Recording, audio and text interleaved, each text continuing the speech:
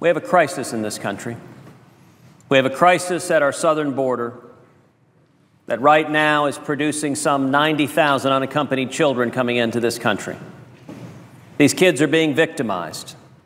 These kids are being abused. They're being physically abused. They're being sexually abused by violent coyotes and drug cartels. The American people understand we have a crisis. The American people want action. The House of Representatives understands we have a crisis. The House of Representatives has acted. And yet, Mr. President, I'm sorry to say that the majority leader and the Democrats in this body refuse to allow any action to address this crisis. The crisis at the border is the direct consequence of President Obama's lawlessness. Just 3 years ago, in 2011, there were roughly 6,000 unaccompanied kids coming into this country. Then in 2012, just a few months before the election, President Obama unilaterally granted amnesty to some 800,000 people who had entered the country illegally as children. Now, the direct and foreseeable consequence of that, the predicted consequence of that, if you grant amnesty to those who enter illegally as children, it creates an enormous incentive for more and more children to enter illegally. And as a result, we've seen the numbers go from 6,000 3 years ago to this year. It's expected to be 90,000, and next year the Department of Homeland Security predicts it will be 145,000 little boys and little girls being smuggled in illegally, being victimized, being brutalized. This needs to stop. We need leadership in Washington. We need leadership in both houses of Congress. We need leadership from both Republicans and Democrats. And yet, not only do President Obama and the Senate Democrats refuse to do anything to solve this problem, but I'm sorry to say it's even worse. In recent weeks, President Obama has told the American people he intends to grant even more amnesty. The first illegal amnesty of some 800,000 people was not enough. So in his view, we need more. He intends to illegally grant amnesty to 5 or 6 million more people. Mark my words, Mr. President. The President of the United States intends to illegally grant amnesty. Amnesty is coming. And yet we heard in recent days that the President has decided to delay that action until just after the election. Mr. President, there's a lot of cynical policies in Washington, D.C., and yet this has to rank very near the top.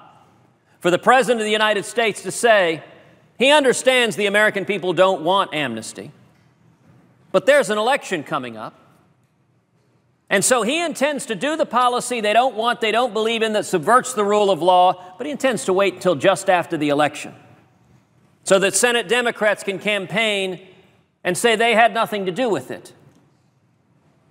What does that say about what the President thinks about the American people? That he thinks that they're not paying close enough attention to understand that this election is a referendum on amnesty? That he thinks they won't remember by the time the next election happens? Well, here's the bottom line. Amnesty is the wrong approach. It's created the crisis. The only way to solve this crisis, the only way to protect these kids and prevent these little boys and little girls from being physically abused and sexually abused, is to end President Obama's amnesty, to prospectively stop the promise of amnesty that is causing these kids to come here illegally. Now, I introduced legislation in this body in the United States Senate to do exactly that. And the House of Representatives, to their credit, stood up and led. They stayed in session an extra day before the August recess to come together and pass the legislation that I had introduced in the Senate. They passed it by a vote of 216 to 192, with 4 Democrats joining with the Republicans, to stop President Obama's amnesty, to actually solve the crisis at the border. And yet what happened in the Senate? In the Senate, the majority leader refused to allow a vote on the provision and sent the senators home for August while doing nothing to address the problem. And the reason is simple. Although President Obama and Senate Democrats are afraid of the voters holding them accountable for amnesty, it should be lost on nobody watching what is happening in the United States Senate that the 55 Senate Democrats serving in this body affirmatively want amnesty. Because if this body would just do our job, if we would simply pass the legislation the House has already passed, prospectively taking amnesty off the table, and by the way, this bill does nothing, zero, to the so-called dreamers who are already here. Doesn't address that issue. This issue simply addresses the promise of amnesty in the future. As long as these children believe they'll get amnesty, they'll keep coming illegally, they'll keep being victimized and abused. Unfortunately, the majority leader has employed a procedural trick called filling the tree. It's a trick this body is now quite familiar with because it's what the majority leader has done over and over again to shut down every single amendment from every member of this body. Now, to be fair, majority leaders in both parties have used this trick in the past. The previous 6 majority leaders used the procedural trick of filling the tree a total of 40 times. The current majority leader, the Democratic majority leader, has used it almost 90 times since 2006. Current majority leader has used it more than double what his 6 previous predecessors did. Roughly 2/3 of the time this procedural trick has been employed, it has been by the majority leader of this body. And what does that do? What that does is said legislation in this body will shut down the right of amendment for every senator. What it says is to the 26 million Texans that their views don't matter because neither Senator Cornyn nor I will be allowed to introduce any amendment. It says to the citizens of the Commonwealth of Massachusetts, to the citizens of the state of Maryland, to the citizens of New York and California, your views don't matter. Why? Because the majority leader has stripped your senators of the right to offer any amendment on any topic whatsoever.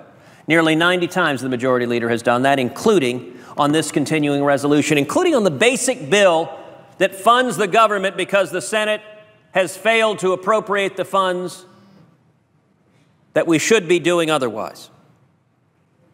Mr. President, this is wrong. It's fundamentally wrong.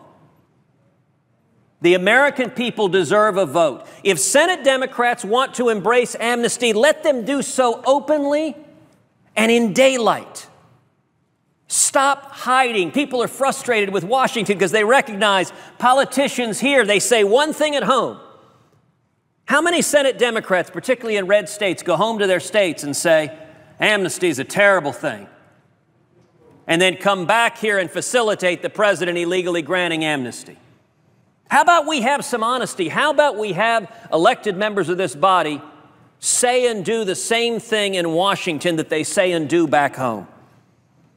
Don't hide. How about we all tell the truth? And the truth is, the 55 Senate Democrats want amnesty, but they don't want the voters to know. They are celebrating that President Obama has said, fear not, the amnesty is coming, but we'll wait until after the election. That cynicism is fundamentally inconsistent with the obligation every member of this body owes to our constituents.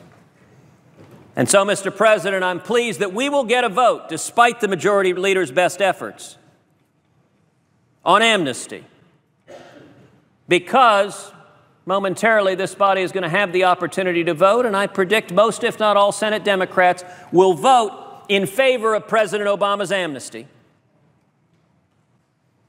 And I have a lot higher opinion of the American people, of the voters, than it seems the president does. I think the American people understand what's going on, and I don't think they're going to be fooled by the president's delaying his illegal amnesty until after the election. So we're going to get a vote on this matter. And for that reason, Mr. President, I move to table Reid Amendment number 3852 for the purposes of offering the Cruz Sessions Amendment number 3859. And I ask for the yeas and nays.